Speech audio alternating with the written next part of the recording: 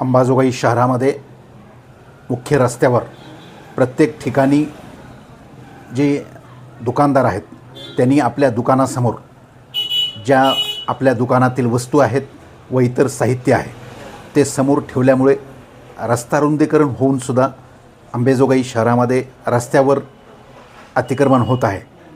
ही बाब अंबाजोगाई शहर पोलीस ठाण्याचे पोलीस निरीक्षक शरद जोगदंड यांच्या लक्षात आल्यामुळे त्यांनी काही प्रमाणात हे अतिक्रमण बाजूला सारण्यासाठी ज्या दुकानदारांनी दुकानासमोर ठेवलेल्या अस्तव्यस्त वस्तू आहेत किंवा केलेले अतिक्रमण आहे ते त्यांनी जप्त करून नगरपालिकेच्या ताब्यात दिले।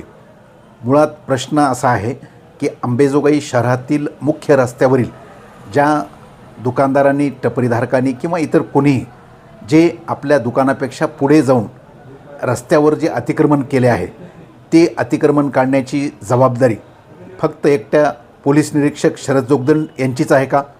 अंबाजोगाई नगर परिषदेचा जो विभाग आहे तसेच सर्वात महत्त्वाचं म्हणजे हा जो रस्ता आहे हा बांधकाम विभागाच्या अंतर्गत येतो। सार्वजनिक बांधकाम विभाग अंबाजोगाई व उपविभाग अंबाजोगाई। मग या विभागाच्या अंतर्गत येणारे जे संबंधित अधिकारी आहेत त्यांची जबाबदारी अंबाजोगाई शहरातील या रस्त्यावर ज्या व्यापाऱ्यांनी दुकानदारांनी रस्त्यावर अतिक्रमण केले त्यांना नोटीस देऊन किंवा त्यांना प्रतिबंध करण्याची जबाबदारी सार्वजनिक बांधकाम खात्याची नाही का?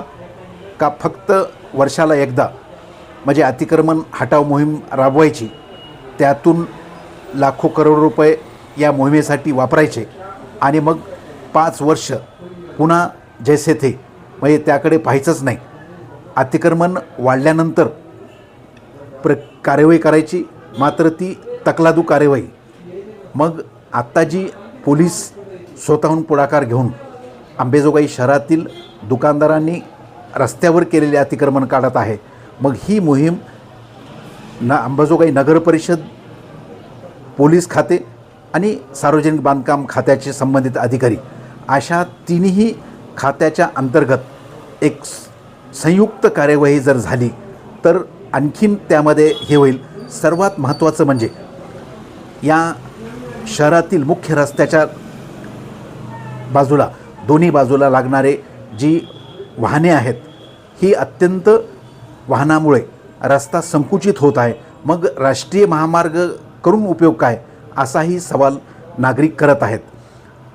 ज्या रस्त्यावरची वाहने रस्त्यावर उभा टाकल्यामुळे मग व्यापारी जे आहेत ते रस्त्यावरील उभे असणाऱ्या वाहनाकडे बोट दाखवतात, मग तुम्हाला आमचंच अतिक्रमण दिसतं। मग ह्या ज्या रस्त्यावर उभा असणाऱ्या गाड्या आहेत मग त्यांना स्वतंत्र पार्किंगची व्यवस्था का करून दिली जात नाही किंवा ते स्वतः वाहनधारक का करून घेत नाहीत असाही सवाल उपस्थित केला जाऊ शकतो किंवा केला जात आहे। त्यामुळे अंबाजोगाई शहरामधील ही मोहीम राबवताना अंबाजोगाई नगर परिषद प्रशासन, पोलीस प्रशासन आणि सार्वजनिक बांधकाम खात्याचं प्रशासन या 3 प्रशासनांनी जर संयुक्त ही मोहीम राबवली तर अजूनही तात्काळ जे रस्ते पूर्वत राष्ट्रीय महामार्ग करण्याचा उद्देश असा होता की अंबाजोगाई शहरातील पादचाऱ्यांना किंवा रस्त्यावरून जाणाऱ्या नागरिकांना या जे रस्त्यावर अडथळा निर्माण करणारे जे वाहनं असतील, मग अतिक्रमण असेल, याचा त्रास होऊ नये म्हणून रस्ते रुंद केले। मग रस्ते रुंद करून जर पुन्हा तीच अवस्था येत असेल तर या रस्ते रुंदीकरणाचा उपयोग काय असाही सवाल सर्वसामान्य नागरिकातून केला जात आहे। पोलिसांनी जी मोहीम राबवली त्याबद्दल पोलिसांचे कौतुक, मात्र एकट्या पोलिसांनी, एकट्या सार्वजनिक बांधकाम खात्याने किंवा अंबाजोगाई नगर परिषद प्रशासनाने कुठल्याही एका प्रशासनाने ही कार्यवाही करून चालत नाही।